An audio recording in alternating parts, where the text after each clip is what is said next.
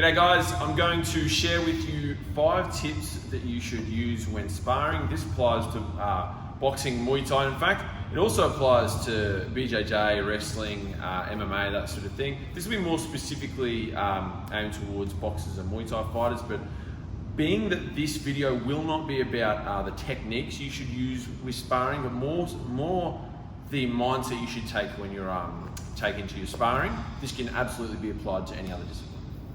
So just before we get started guys, shout out to Kiki for asking me to make this video. I think it's a very important video and it's advice that we can all take. Now, all of these 5 tips I'm going to give you, none of them are in any particular order and none are necessarily more important than the others. So do all of them. Don't put weight on any one particular piece of advice. But in saying that, if you take one of these and apply it, your game will 100% get better. So the first one that I want to put importance on is your breathing. So this one, I can't stress how important enough this is. Like, you so often see guys or girls in their first fight going out the first round and absolutely blitzing their opponent, but just forgetting to take a breath for almost the entire round. Go back to their corner, and someone like myself or Mitch, who's experienced, might be watching for the person their first time goes, wow, this is one-sided. This guy or girl's really come out, is really strong. Me and Mitch watching, going, this isn't going to last, And after the first round, sure enough, then they start to breathing. The adrenaline's dropped. The adrenaline's really kicked in, and it's sort of taking its toll on them, and they haven't taken a breath, and there's just no energy left. So you'll see it, they'll come out, they're super tense, and they're going for it. And then after the first round, and then it's like a complete opposite for the following rounds. So breathe, guys. Now, how we do that? Try and breathe, and this is almost a whole entire video on its own. I try not, especially in the beginning when you're first learning to do this, I try not to think about too much about my technique while I'm striking, my breathing technique, I should say, while I'm sparring. But I'll think about it in between exchanges. So when I'm throwing punches and when I'm defending, I've got one thing on my mind, and that is hitting my opponent, having good technique. And then in between, that's when I'll be thinking about breathing with my diaphragm and trying where I can, inhaling through the nose and exhaling through the nose. If I'm starting to get tired, that's when I'll start to breathe through my mouth. You just got to get the air in however possible. But where possible, I'll be watching from here, breathing through my diaphragm and not expanding laterally, forward to the front and back using your diaphragm. The second tip, guys, is almost a continuation of the first one, but relax. So if I'm breathing right, I'll basically be able to do more because I've got more oxygen. I can keep going, I won't tire out as quickly. But if I relax, I won't spend as much energy. So it's almost like if I'm breathing and learning to relax at the right times, I not only have more oxygen, but I'm using less energy. So you're getting a lot more bang for your buck. So when I say relax, that doesn't mean be in front of your opponent like this, like that. I still want to be focused. I still want to be intense, but I want to be intense and focused with my mind and not intense, not tense. Intense, not tense, if that makes sense. So when I'm in front of my opponent, I'm watching and my focus and my vision is really sharp and I'm really aware of what's going on and I'm reactive, but I'm not fighting myself. So I shouldn't be spending a lot of energy. I should brace my core. I always brace my core in a fight, but I don't need to be flexing my shoulders and don't need to be flexing my arms. When I flex is if Mitch, say, throws a jab and I'm going to block it, boom, that's when I'll flex up. But there's no need to be flexed for the other 5 seconds either side of that jab if there's nothing happening. Okay. Same when I'm throwing my shots. I don't want to. If I'm throwing a jab, I don't need to flex my whole body in order to throw that jab. I'll extend my arm, pop, and I'll lock out my punch and then bring it back to that same guard, watching my opponent, just focused and not. And really, it's about. I think I heard Kit Dale, who's a jiu-jitsu player, Australian jiu-jitsu player. He said you walk into a house and you go to your room you don't turn on every single light in the house. You turn on the lights that take you to your room and you turn those lights off. So same as if I'm throwing a punch. There's no need for me to be flexed like this in order to move my arm. I only need to engage the muscles that are required to throw that punch. So relax, guys.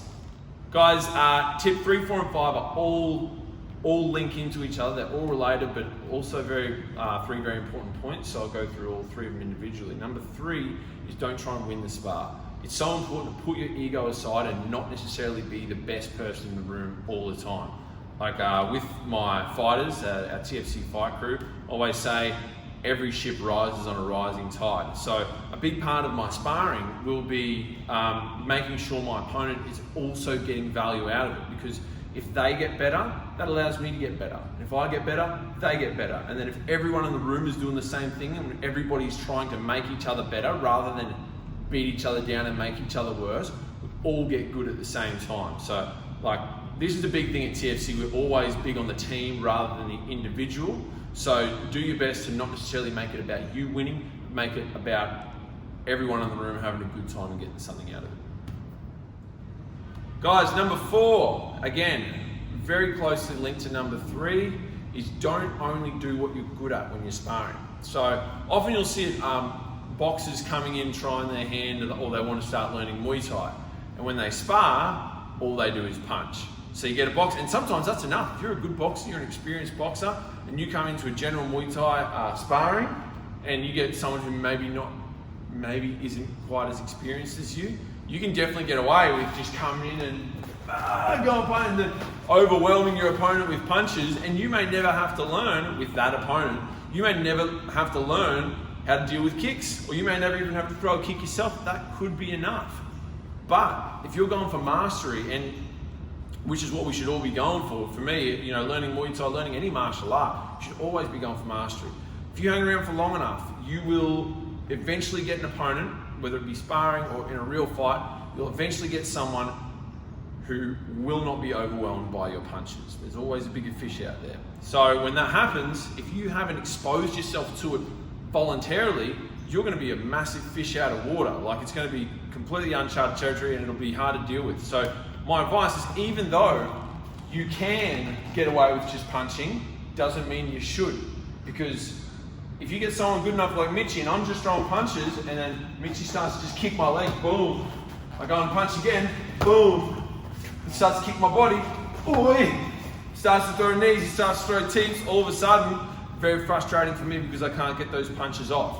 Now, ideally, you would like to be exposed to that in a situation where the consequences aren't life or death. Well, never, rarely are they life or death in a fight. But say the first time that happened was in a fight, you can get really hurt. And very embarrassing getting all your friends to come out and watch and have them watch you get dropped in the first round due to leg kicks, right? So I advise, when you're sparring, put your ego aside and work on things that you may not be good at, so you're exposed to them in sparring with the partners that you should all be building up, and they should be building you up, and that's when you should get exposed to it, and not for the first time in the ring. So don't only do what you're good at.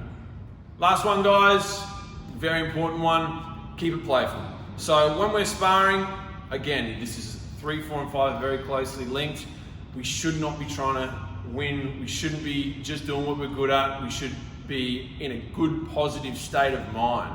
Like, I've actually done a whole video on this previously, but when you're enjoying yourself, when you're in a place where you feel good, you're more likely to come back. And it's so important. Like, if I was to choose to train with a world champion every single day, or 10 world champions every single day, but I hated them, or I could choose to train with someone who maybe not a world champion, maybe isn't even as good as me, but I enjoy going to training and I look forward to it every day, I'm choosing to hang out with that person every single time over the 10 world champions. Well, maybe not every time, maybe like 9 times I'll hang out with my close buddy that I get along with and look forward to it, and 1 in 10 times I'll go and train with the 10 world champions that I don't enjoy, right? So it's more important to have a good environment to train in than a killer environment, because when you're in a good environment, you want to come back, and repetition is the most important thing. So, which is another point.